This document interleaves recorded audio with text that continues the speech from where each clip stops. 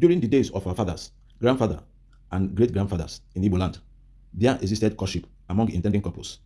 Teenage ladies get engaged as virgins to their potential husband. They could live with the man for 1, 2, or 3 years and remain a virgin until they become fully matured for physical intimacy. Then the marriage can be consummated. While this period of time lasted, the lady involved is allowed to evaluate the man and make her decision on whether to marry or not to marry him. Also, the man is opportune to validate or change his mind. This is a period of courtship. One major thing to observe here is this: the lady remains a virgin until marriage is formalized. Today, in the wake of civilization, the practice has become a different thing altogether.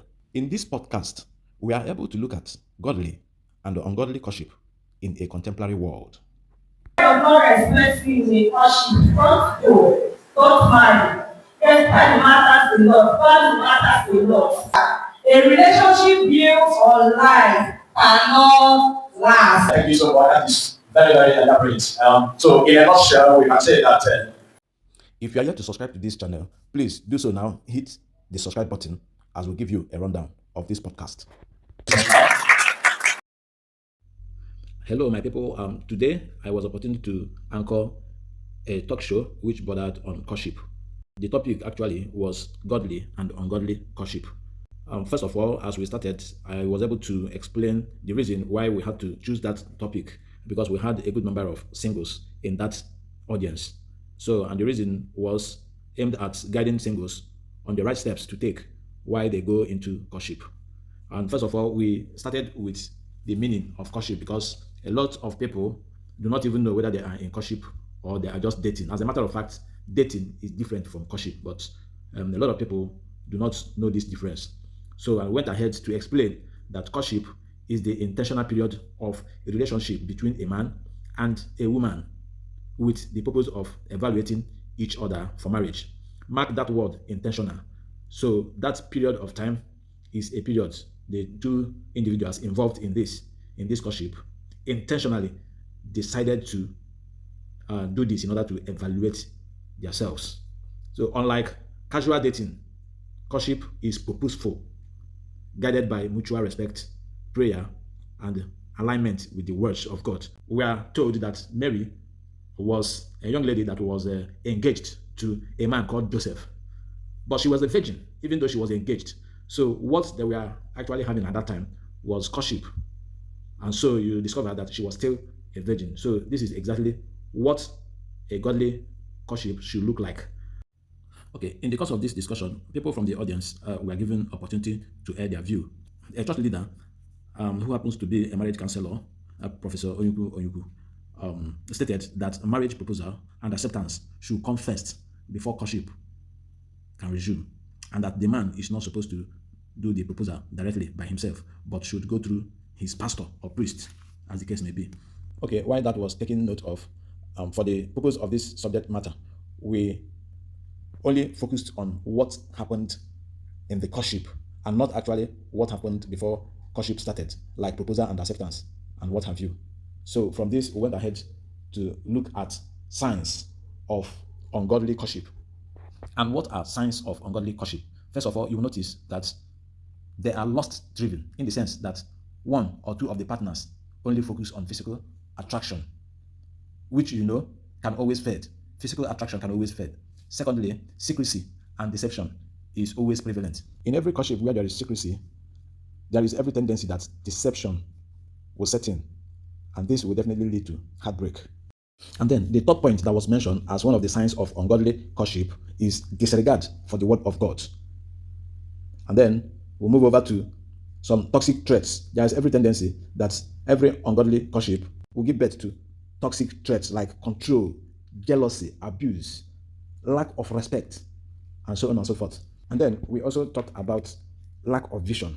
That is, whereby one or both parties do not have any plan for marriage, meaning that the relationship is just for fun, money, and temporal pleasure. Now, what are the signs of a godly courtship? One, it is usually Christ-centered foundation. The foundation is usually on Christ. They prioritize God's words. Two, purity is honored. The couples have regards for purity and eschew immorality. Mutual respect is also prevalent in every godly courtship. Mutual respect and love. Then there is also the involvement of spiritual authority. So it is expected that the intending couples, should involve their spiritual leader. And of course, there is shared vision. They agree on values, goals, and even on raising godly children. Today, in our contemporary society, we see partners who are lust driven, looking only at physical appearance. There is no more mutual respect and love.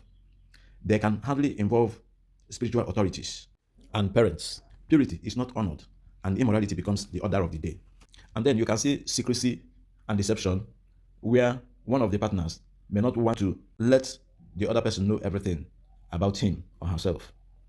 You see a lot of disregard for God's words. You see control, jealousy, abuse, lack of respect, and a host of other toxic traits. At the end of the day, you discover in such courtship, there is no vision.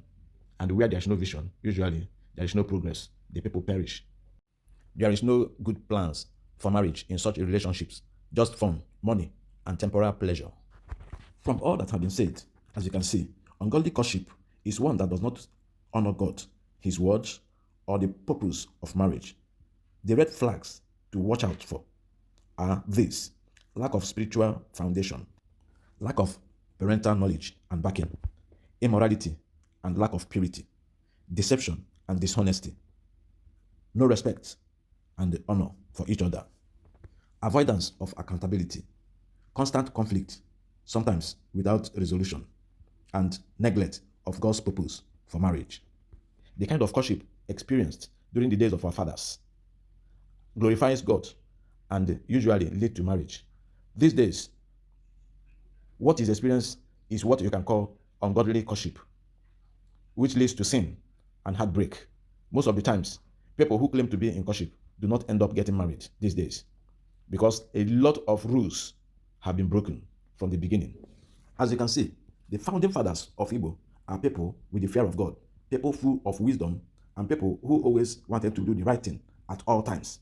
The present generation of Igbo people needs to return to the legacy of our founding fathers in order to restore the dignity of customs and tradition, marriage and family, as well as the entire Igbo community. If you are yet to subscribe to this channel, please do well to hit the subscribe button so you don't miss out on any of our videos as we continue to bring you interesting stories, news documentaries, and a host of other things that you wouldn't like to miss. Thank you till we meet again.